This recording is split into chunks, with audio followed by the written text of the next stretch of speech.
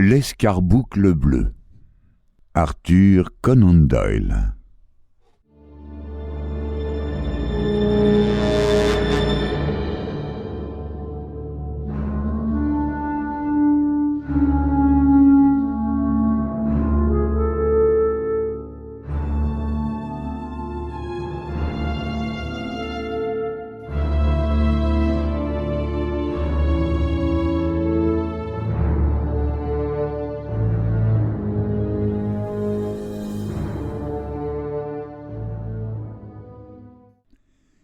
C'était le surlendemain de Noël.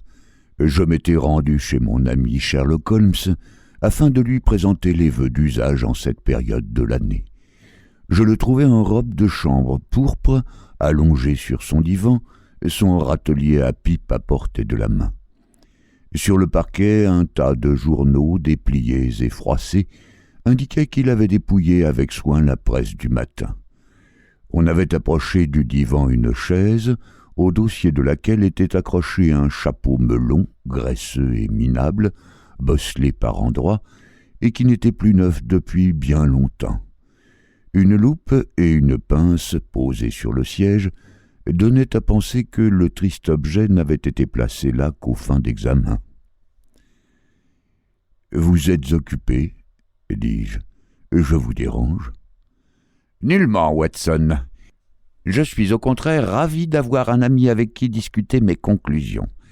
L'affaire n'a pas la moindre importance, mais ce vieux couvre-chef soulève quelques menus problèmes qui ne sont point dépourvus d'intérêt et qui pourraient être assez instructifs. » Je m'assis dans le fauteuil de Holmes et me réchauffai les mains devant le feu qui pétillait dans la cheminée. Il gelait sévèrement et les vitres étaient couvertes d'épaisses fleurs de givre. « J'imagine, déclarai-je, que malgré son innocente apparence, ce chapeau joue un rôle dans quelque tragique histoire, qu'il est l'indice qui vous permettra d'élucider quelque mystérieuse affaire et de provoquer le châtiment d'un odieux criminel. »« Il n'est nullement question de ça, » répondit Holmes en riant. « Il ne s'agit pas d'un crime, mais d'un de ces petits incidents amusants qui arrivent nécessairement quand 4 millions d'individus se coudoient dans un espace de quelques miles carrés. Étant donné la multiplicité et la diversité des activités d'une telle foule, on peut s'attendre à rencontrer toutes les combinaisons d'événements possibles et bien des petits problèmes intéressants parce que bizarres, mais qui ne relèvent pas pour autant de la criminologie. Nous en avons déjà fait l'expérience. » « C'est si vrai, fis-je observer, que des 6 affaires qui font l'objet de mes dernières notes, 3 au moins ne comportaient aucun crime, au sens légal du mot. »« Très juste. Vous faites allusion à la récupération des papiers d'Irène Adler, à la curieuse affaire de Miss Mary Sutherland et à l'aventure de l'homme à la bouche tordue.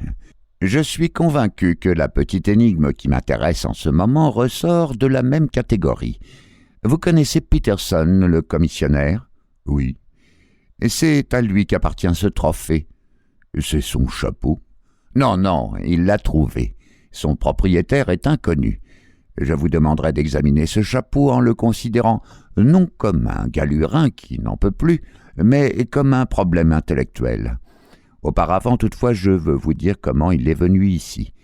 Il est arrivé chez moi le matin de Noël en compagnie d'une belle oie bien grasse qui, je n'en doute pas, est à l'heure qu'il est en train de rôtir sur le feu de Peterson. Les faits, les voici.